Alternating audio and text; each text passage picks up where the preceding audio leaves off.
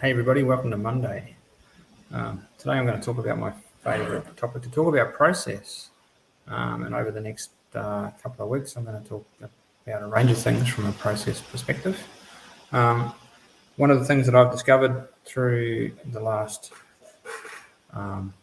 15 years working on processes in businesses and talking about process is that processes are no different than anything else that we encounter in life and in business. A key challenge that we face is focus. So today I'm going to start talking about processes and automation by talking about focus. Most of us are aware in our business that we've got plenty of options for things to work on every day, and we struggle to stay focused on the things that are going to have the most impact. So to help that, I'm just going to put up a slide this afternoon, which is a simple version of all of the things that a services business does. Why am I just talking about services business right at the moment? Because I've got another slide that talks about what do product businesses do.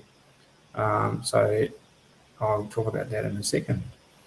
And there aren't a huge amount of differences, you'll see when I change slides. At the top of the slide are the things that we do that our customers know about that usually involve direct interaction with our customers, deciding what kind of products or services we want to have, marketing our business, selling those services, delivering the services, and then providing ongoing support to customers. The next line underneath are the activities that we perform to manage our business, strategy, capabilities, risk, performance, those kinds of things. And then down the bottom, there's a series of activities that we perform to keep our business ticking over, look after our staff, look after our systems, look after our financial resources. And by assets, we consider non-producing assets, so buildings, cars, those kinds of assets. You'll notice that when I swap over to the next page and talk about products, none of those management or support activities have changed.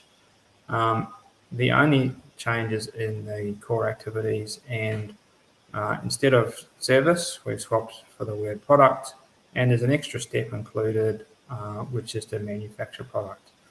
And in fact, for a fair number of product businesses, we don't even manufacture products.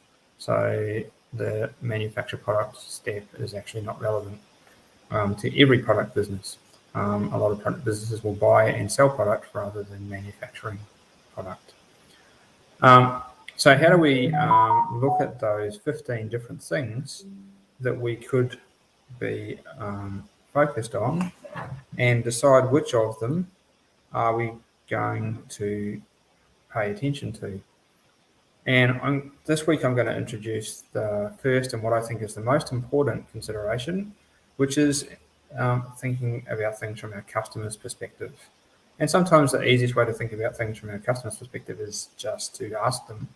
But other times we can think about what their motivations are. Next week I'll talk about looking at our processes from inside rather than looking at them from outside. But for today, I'm going to introduce a model which is one of my favorites, a model called the Carnot model, developed by, surprisingly enough, somebody called Carnot, quite a long time ago, which introduced the concept of 3 different types of satisfaction curves.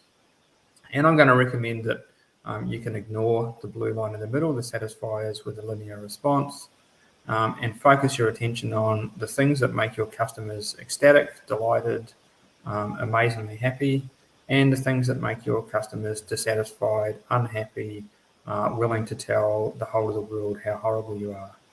A couple of quick, easy examples. Most of us have had the experience, maybe not so recently, of going to an ATM machine and collecting money from an ATM. And when they were first introduced, decades and decades ago, that process would take a number of minutes, and it now takes a number of seconds. But it doesn't really matter whether it takes 10 seconds or 2 seconds, you're not going to be any happier. However, if you don't get your money and your card gets swallowed, you will be genuinely dissatisfied. So if I skip back to my activities, what I recommend that you do as a business owner is step into your customer's shoes for a second and think about what are the 3 most important things to make them happy enough that they would talk about you at a barbecue or somewhere else. And what are the 3 things that would make them unhappy enough that they would tell somebody that they should never do business with you? And most of us know that we have a tendency, if we're unhappy, to tell 10 people, and if we're happy, to tell 1 person. So the unhappy ones are usually worth focusing more attention on. It'll come as no surprise to most people that the core activities are usually the activities that are going to make our customers happy, and often the activities that also have the potential to make our customers unhappy. If you go through the activity of putting a green 1, 2, 3 against the things that make your customers happy, and a red 1, 2, 3 against the things that make your customers unhappy or could make them unhappy if you get them wrong, you'll notice probably that you've only got numbers on 3 or 4 or possibly 5 activities. And I'll tell you that those are the first processes that you should be focusing on making sure are running really, really well. Next week, I'll talk about how you can work out whether or not those processes are running really, really well. So with that said, I'm going to stop for today. And if anybody has any questions, just post me a comment. Thank you.